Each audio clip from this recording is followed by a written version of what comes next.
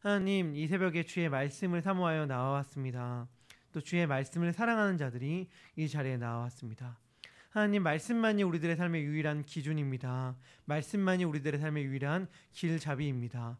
그러므로 말미암아 선포되어진 말씀 가운데 우리가 귀를 기울이게 하시고, 또한 말씀이 우리에게 선포되어질 때에 그 말씀에 순종하는 마음을 허락하여 주심으로 말미암아 말씀대로 살아가는 자가 되게 하여 주시옵소서. 나의 생각과 나의 판단이 말씀과 배치된다 하더라도 내 생각과 내 생각을 따르는, 나의 판단을 따르는 것이 아니라 주의 말씀을 따르는 자가 되게 인도하여 주시고, 그럴 때 하나님께서 우리들을 참 생명과 참 진리의 길로 인도하여 주시옵소서. 감사드립니다. 오늘 이 시간에도 우리들의 삶 가운데에 우리들의 형편을 가장 잘하시는 주님께서, 우리들의 상황을 가장 잘하시는 주님께서 우리들에게 너무나도 알맞은 말씀을 들려주시옵고, 우리가 그 말씀대로 순종함으로 말미암아 하나님의 뜻을 살아내며 또한 아름다운 열매를 맺는 우리들의 삶이 되게 하여 주시옵소서. 예수님의 이름으로 기도합니다. 아멘.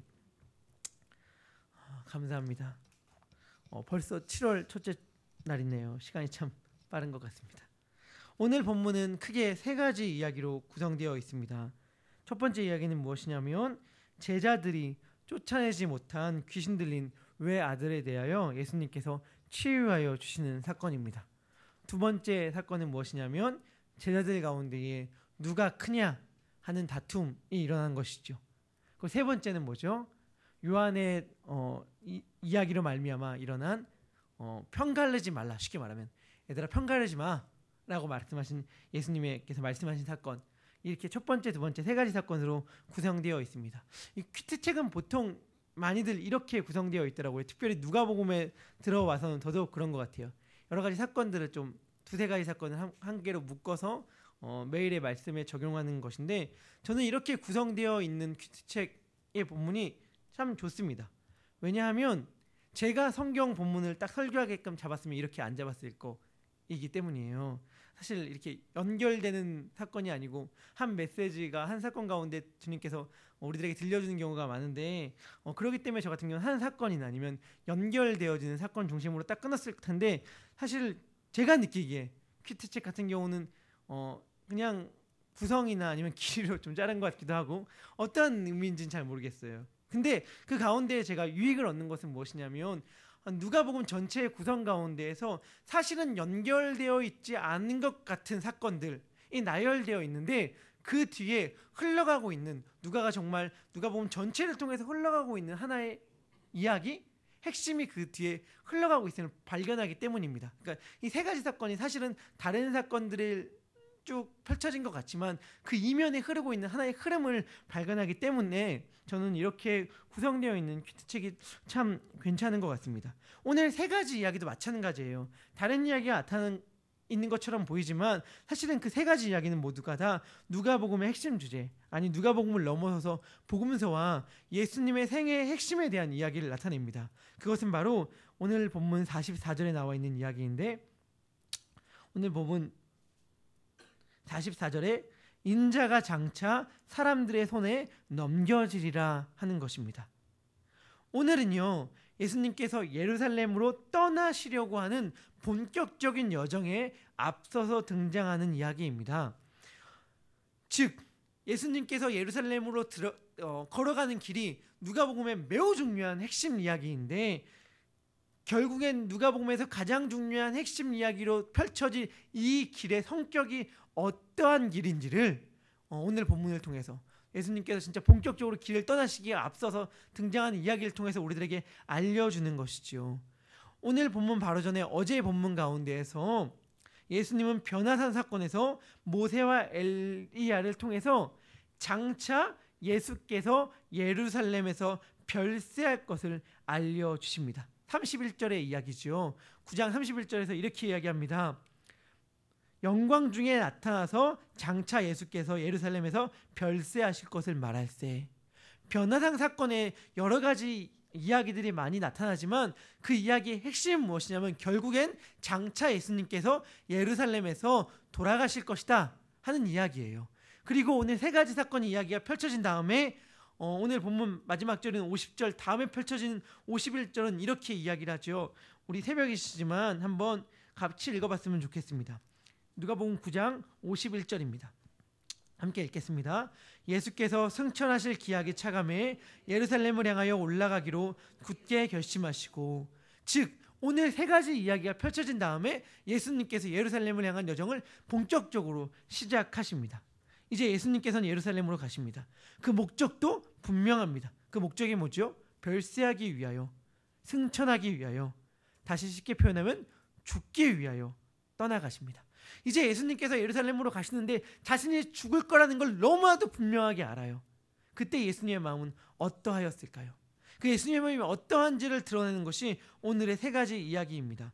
오늘 본문은 이튿날이라는 말로 시작합니다. 이튿날이라는 말의 표현은 무엇이냐면, 오늘 본문의 사건이 변화산 사건과 연관지어서 읽어야 한다는 것입니다.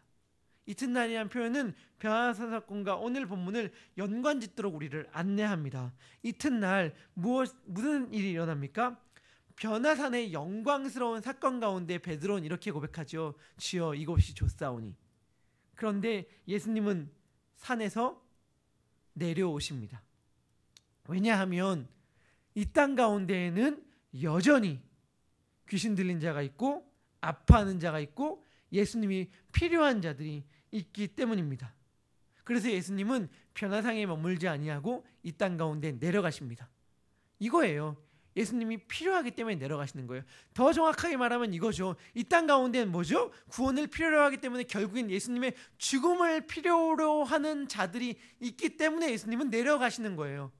마찬가지죠. 우리들에게도 예수님은 동일한 길을 걸어가라고 말씀하시는 것 아닙니까? 우리들도 우리들이 이 길 좋아하는 자들이 장소가 있습니다. 그러나 우리는 그곳을 떠나 내려가야 합니다. 내려가야 합니다. 그래서 어떤 자들을 만나야 합니까? 자기 자신을 상하게 하는 자, 자신이 누군지도 정확히 알지 못하는 자, 자신이 추구하는 것이 무엇인지도 정확히 알지 못하고 자신이 추구하는 것이 자신을 어떻게 망가뜨리는지도 알지 못하는 세상을 향하여 우리는 나아가야 합니다. 그래서 그들을 치유하고 회복시켜 주어야 하지요. 어떠한 방식으로요? 예수님께서 그렇게 걸어가셨던 십자가의 방식으로 말이죠. 예수님께서는 자기의 제자들이요 귀신을 내쫓지 못했다는 얘기를 듣고 너무너무 속상해하십니다. 왜냐하면 이렇게 얘기하시죠. 내가 얼마나 너희와 함께 있으며. 이 말이 암시하는 바는 무엇입니까? 예수님께서 이제 곧 떠나신다는 거예요. 예수님이 이제 곧 내가 떠난다는 걸 아는데, 내가 떠나면 내가 했던 일을 이제 너희들이 감당해야 하는데 그러지 못한 모습들을 보면서 이제 안타까워 하시는 거예요. 그러기에 이제 좀 알아라 라는 이야기를 하는 것이죠. 예수님께서 더러운 귀신을 꾸짖으시고 아이를 낫게 하십니다. 그리고 그 아이를 아버지에게 도로 주시죠. 그러니까 어떻게 하죠? 사람들이 다 하나님의 위엄에 놀랍니다. 그때에 예수님께서 하신 말씀이 있죠. 뭐라고 말씀하십니까? 인자가 장차 사람들의 손에 넘겨지리라. 이 말은 무엇을 담고 있을까요? 이 말은요 이거예요. 변화산의 놀라운 영광도, 이 축사와 치유의 능력도 사실은 다 하나를 향해 가고 있는데, 그것이 무엇이냐면 인자의 죽음이라는 것입니다. 영광도 능력도 다 이 길 위에 있습니다. 이 길은 무슨 길입니까? 십자가의 길입니다. 예수 그리스도의 놀라운 영광과 예수 그리스도의 놀라운 능력은 다 예수 그리스도의 십자가의 길 위에 있는 거예요. 십자가의 길을 걸어갈 때 드러나는 것이 무엇이냐면 영광이요 능력입니다. 근데 그 놀라운 십자가의 길은 무엇이냐면 결국엔 자기 부인의 길이며 자기가 죽어가는 길인데, 이 십자가의 길이 펼쳐지는 한가운데에서 제자들은 무엇을 하고 있습니까? 완전히 정반대되는 이야기를 하고 있잖아요. 정반대되는 이야기. 무엇입니까? 누가 크냐?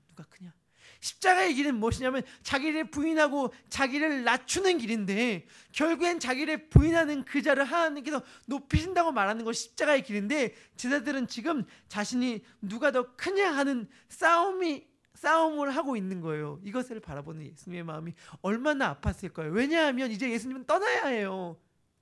이제 예수님은 떠나고 너희들은 내가 간 십자가의 길을 가야 하는데 지금 내가 가는 길이 어떤 길인지도 모르고 싸우고 있는 모습들을 보면서 예수님은 안타까이 여기셔서 제자들에게 가르침을 주십니다. 어린아이 한 명을 세우지요. 이 어린아이 한 명을 세우고 예수님께서 뭐라고 말씀하셨을까요? 우리는 어린아이 한 명을 세우면 흔히들 이렇게 말씀하셨을 거라고 기대하잖아요.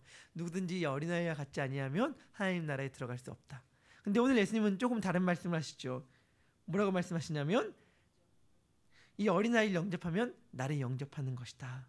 물론요, 이 말씀도 역시 마찬가지예요. 자기를 낮추고 비우는 자가 영접할 수 있고 가장 작은 자를 영접하는 자는 자기를 더 낮추는 자이기 때문에 결국엔 자기를 낮추는 자가 높아진다는 천국의 비밀을 얘기한 것이지만 이 말씀에 예수님께서 이렇게 표현하시잖아요. 어린아이를 영접하면 곧 나를 영접하는 거라고. 이 말씀에 담겨있는 의미가 뭘까요? 예수님께서 이제 곧 떠난다는 거예요. 예수님께서 이제 곧 떠난다. 내가 떠날 텐데 누구든지 낮은 자, 가난한 자, 비천한 자, 이 어린아이와 같은 자를 영접하는 자가, 섬기는 자가 곧 나를 섬기는 자다라고 예수님께서 말씀하시는 거예요. 이 말씀에 담겨져 있는 의미도 무엇이냐면 예수님께서 어떠한 의식을 갖고 있는지를 보여주는 것인데 어떠한 의식이죠? 내가 떠난다. 내가 떠난다. 내가 죽는다. 라고 하는 것을 예수님께서 알려주십니다. 이것을 염두에 두고 예수님께서는 다 제자들을 가리키고 말씀하고 있는 거예요. 그런데 여전히 제자들은 모르죠.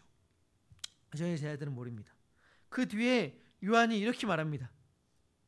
주여, 어떤 사람이 주의 이름으로 귀신을 내쫓는 것을 우리가 보고 우리와 함께 따르지 아니하므로 금하였나이다. 이렇게 얘기하죠. 그러니까 예수님께서 이렇게 얘기합니다. 금하지 말라. 너희를 반대하지 않는 자는 너희를 위하는 자니라. 요한이 왜 이랬을까요?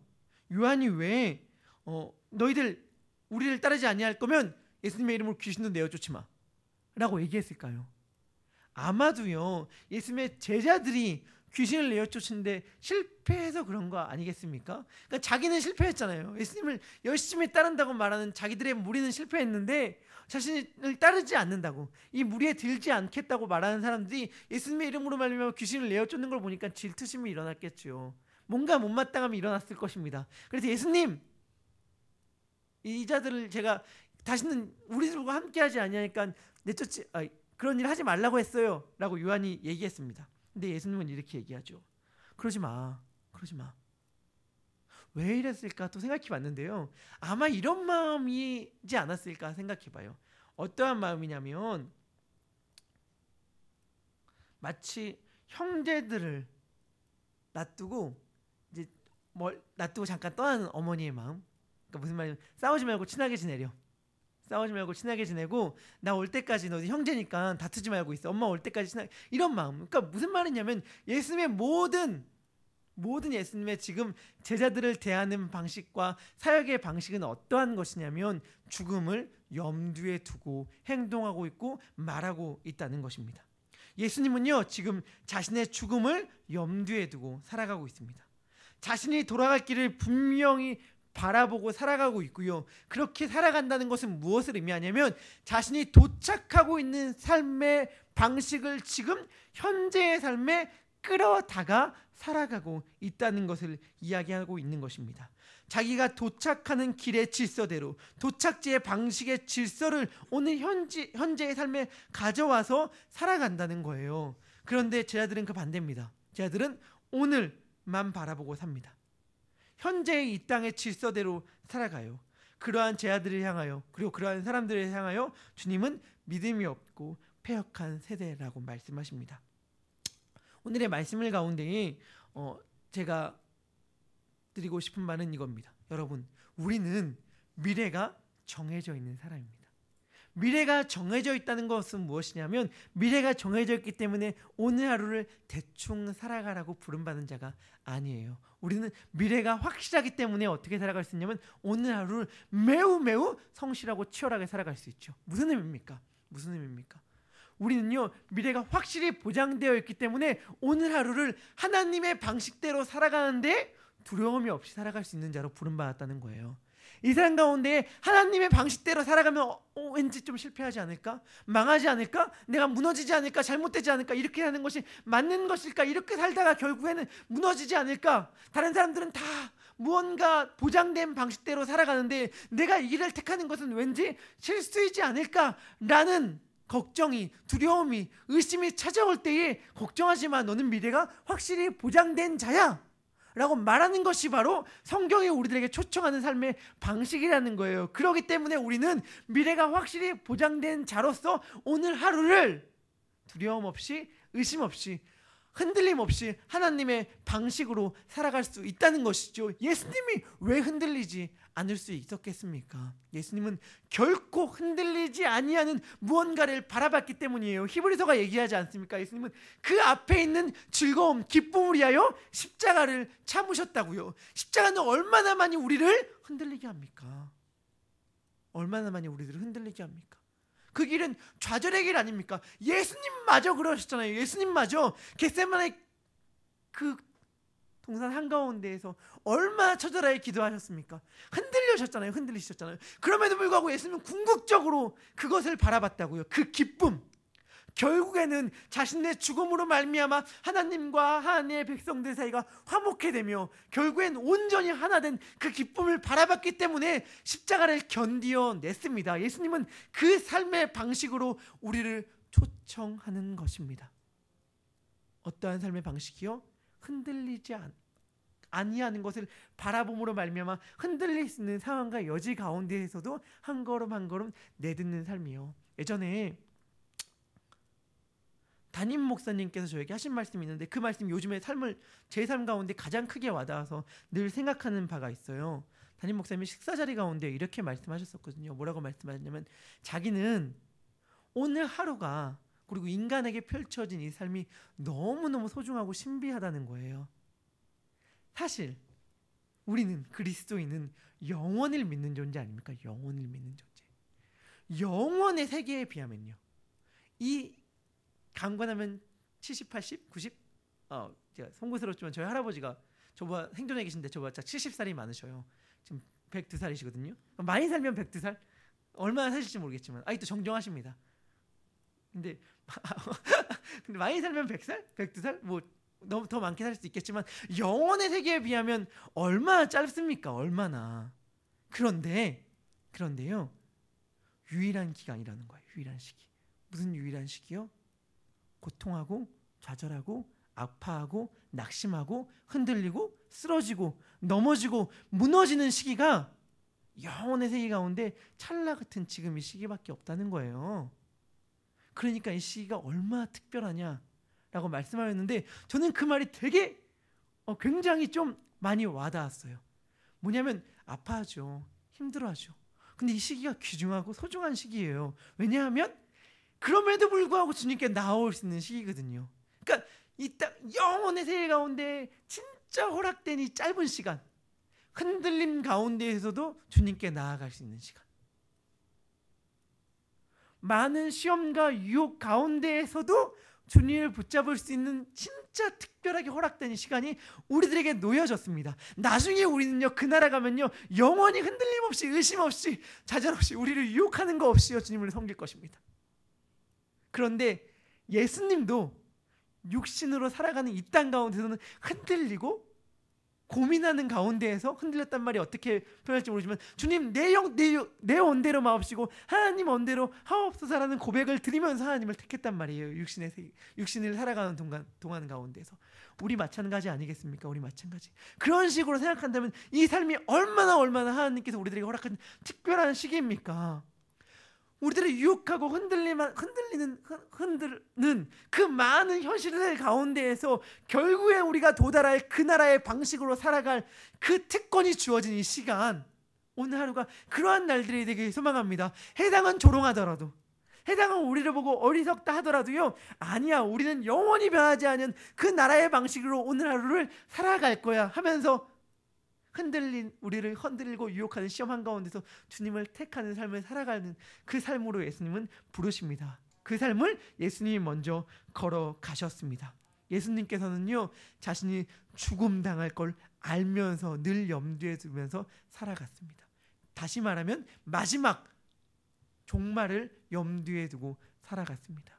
바라기는 우리 예수양남의 모든 가족들이요, 마지막 그날을 바라보는 그 시선을 가지고 오늘 하루를 살아갔으면 좋겠습니다. 결국엔 영광스러운 그 나라에 도달했을 때의 그때의 시선으로 오늘 하루를 살아가면서 과연 내가 어떤 방식으로 어떤 선택을 하며 살아가는 것이 맞는 것인가, 주님의 길인 것인가를 늘 묵상하며 오늘 하루를 살아가는 우리 모든 예수양남의 성도들이 되길 소망합니다. 기도하겠습니다. 하나님, 기도합니다. 예수님은요, 자신이 하는 말과 가르침과 길의 모든 여정 가운데에서 자신의 죽음을 염두에 두고 행하셨습니다. 우리들 역시 마찬가지가 되길 원합니다. 현실에 파묻혀서 현실에 급급해 살아가다 보면 결국에 우리들이 도달할 그곳에 대해 잊어버리고 현실만 살아가게 되는 경우가 많습니다. 주님, 오늘 다시금 우리를 불러 일으키심으로 말미암아 결국엔 도달할 그 나라의 시선을 가지고 오늘 하루를 바라보게 하여 주시옵소서. 오늘 하루 나를 유혹하는 수많은 것들, 나를 흔드는 수많은 것들, 나를 시험에 빠지게 하는 수많은 것들 가운데에서 세상의 방식이 아니라 하나님의 시선으로 바라보게 하여 주시고, 나중에 결국엔 도달할 그 나라에 속한 자의 시선으로 오늘 하루 현실을 바라봄으로 말미암아 예수님이 걸어갔던 삶의 방식을 취하길 소망합니다. 십자가의 길이요, 자기 부인의 길이며 자기를 죽이는 길을 걸어감으로 말미암아 영원한 생명을 소유하며 그 길을 걸어갈 때만 누리시는 참 기쁨과 참 능력의 길, 참 영광의 길을 살아가는 우리 모두가 되게 하여 주시옵소서. 감사드립니다. 예수님의 이름으로 기도합니다. 아멘. 하늘에 계신 우리 아버지,